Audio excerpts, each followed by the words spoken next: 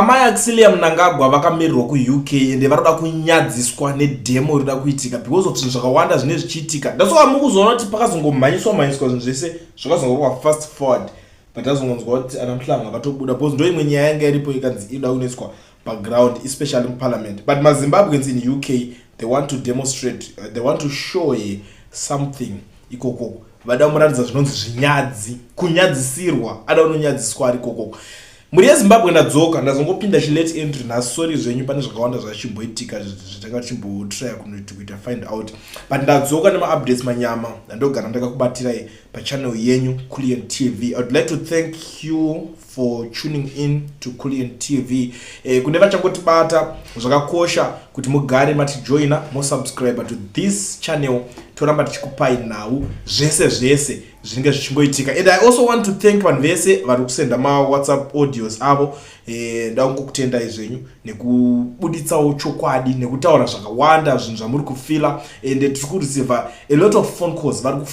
Vari kufona zvisingaite vachipindura, and vamwewo futi vari kutofona vachitaura kuti zvoni da kuti udelete audio iro raiswapo iro rawaisapo iro ndokupa mari yakati. Vari kutraya kubhidha, but we don't do that here. Kana tatobuditsa zvinhu zvatobuda atishande zvinhu nekuda kungopuwa mari. So a lot is happening in Zimbabwe right now. Rekedzani kotangira pane nyaya iri kunetsa iyi pari kupuwa pressure kuna Mnangagwa muparliament. Ari kunzi declare health a national disaster. Ari kunzi ngai declare kuti ive a national disaster. Pressure iri kuningina muparliament. Mudenda akambotry, he tried by all means kuti alright iwe pakataurwa zvinhu namachakaereka uyo wekuti the MP ari zvekare mukuru weYouth, ari minister futi minister of youth yakaitwa. Saka pakanzi you have to do something kapane nyaya iyi iri kutaurwa neuyu wenyu. Zvikanzi titaure nyaya dzinenge dzakataurwa mumasocial media panapa, titaure nyaya dzeku mainstream or social media.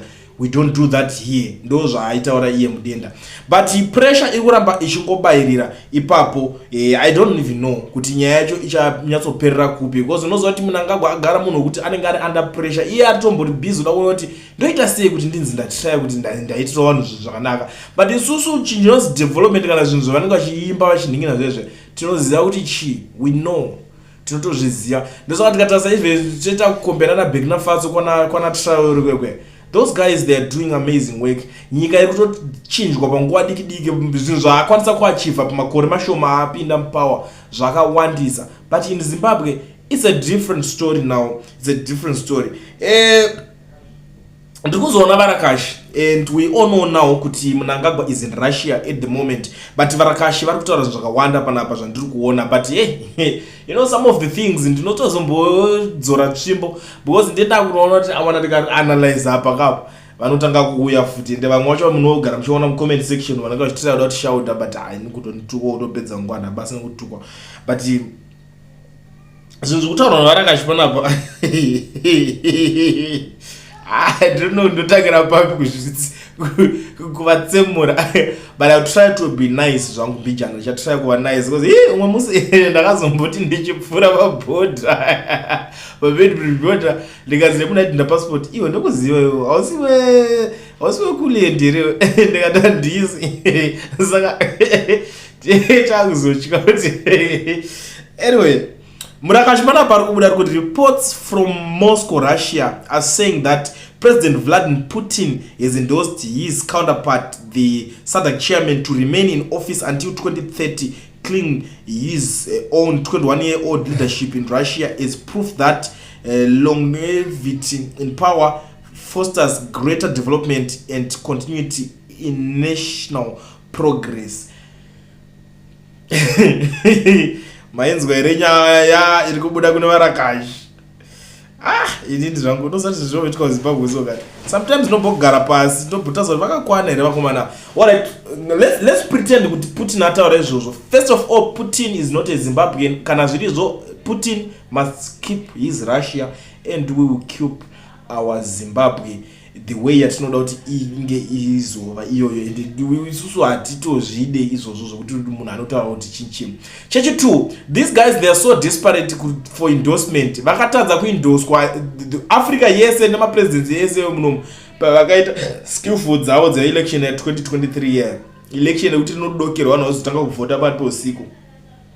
So vakatadza kuningirikina kuendorse kuwana endorsement nemusoro nawo vakuda kunobudisa tunyanya turakashitwa kuchifamba tichitaura taura zvinhu zvisina nebasa rese vachingotaura Putin tiri kutoda tichida video racho achitaura kuti uyu ngaatonge kusvika 2030 because such nonsense hazvimbofe zvakaitika zvinhu zvinodivhaida nyika but these people I don't know why are they still choosing the 2030 nonsense and the 2030 nonsense isu hatisi mabalance hatisi type iya inotengeserwa shiri iri kubhururuka tibva tabvuma kuti saka zvechokwadi totoningina toti kana totengesera shiri uyanayo paground tione nyaya ya 2030 yakanyararwa pamasocial media varakashi vaita noise vapana vanhu ndo vakanzi nyararai nevangane dzungu the likes of ana ndiani kuchimfana Daniel Garwe chimfana cheche nezvimwe zvapana zvinenge zvingota noise zvezve ndo zvakanyarara nyaya dze 2030 zvekuti Mnangagwa chichi ndo vakambodzi chinyararai anditi but vari kumhanya nayo maoffices izvo zvino zvakusi kutorarwa kuri kutomhanywa masero chamo pari kuto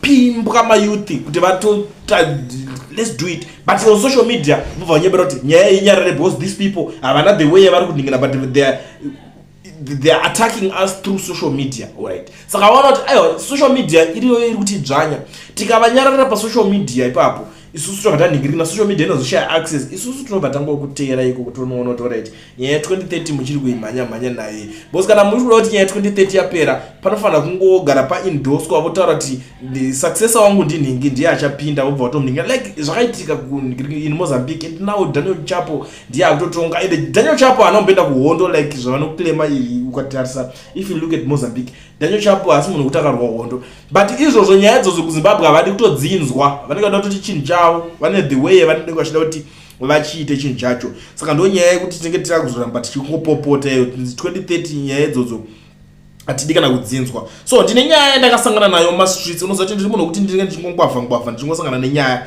a meeting was held to deal with the medical challenges of the country and come out with how funds could be raised to cover costs to buy medicines. Those who attended are as follows: Mtulingube, Ziyambi, Kudata Grey, George Govamatanka, John Mangujga, John Mushayavan. The meeting agreed that the funds be raised through increasing levy on fuel by 0.4 cents per litre.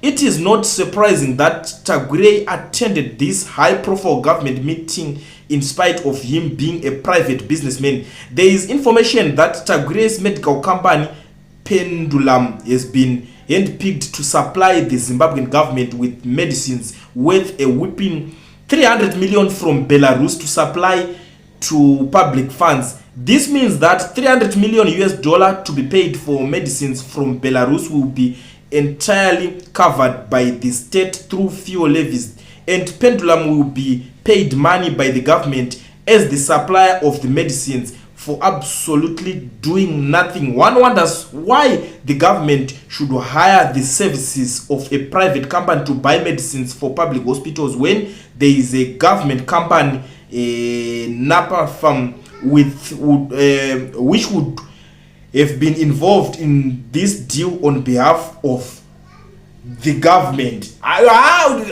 Zvizhinji ndotoziva kuti even kwamutori koko mukuti kulendera mboka dzvanya ipapo. Show me something in the comment section. Ndizoti ndodzvanya here ndoita go deeper here. Munongoti go deeper toenderera mberi. So these people zvavari kunyatsoita panapa anatagure vanhu vaya vekuti vari kupfuma negovernment. Geza was right actually. Geza was right. And this information ndakatoi receive marimwe zuro, but just that ndanga ndatoita kakutokangana kutotaura nezvazvo before Geza came. So Geza akatostagarawo zvake his side of the story, manzwira akatoitawo yake. Ininiwo yangu indikakusiya nogaripo. Inini yangu ndikuireceive yakanzi meeting yakaitwa vari kutaura kuti paroda kunotengwa medicine but tokwidza kufiwa uku kuti tizokwanisa tese kubalansa kureva kuti zvinhu izvi zviri kungonzi ngatisvisvine macitizens wavo tiwane kuita mari, in fact tiwane kuitisa Tagre mari. Aita dhiri ripi? Hapana kuti angonzi aringotora matenda aramba achingoita rich. You know, even the rumors everywhere iringoti Tagre was promised to become the next president of the Zimbabwe. I don't know which Zimbabwe. That's why uchiona mudhara Geza achigara achipopota kuti chamari hatingakuenderewo kuhondo tichikusafira iwewe kuti uzouya uchizoda kuzoita the next degree. Saka unoziva kuti a lot is happening honestly in Zimbabwe. Now ngatimirire, let's watch the space tione kuti vachaikwidza here ende vachataura kuti kudii. 0.4 cents dzodzo. It's a lot of money. They want to raise that 300 million over vanodhila natagure vanotora nigirigiri, but in company noita izvozvo yegovernment iriko yakangoti vava yakatarisa kuti tichizoona kuti company yegovernment chii chamuri kuda kuti uzoningira kana kuti basa renyu richiri rechii, tichanyara tichatadza kuziva kuti basa rayo richange riri rechii. Pachapisa muri yeZimbabwe, pachapisa honestly speaking, but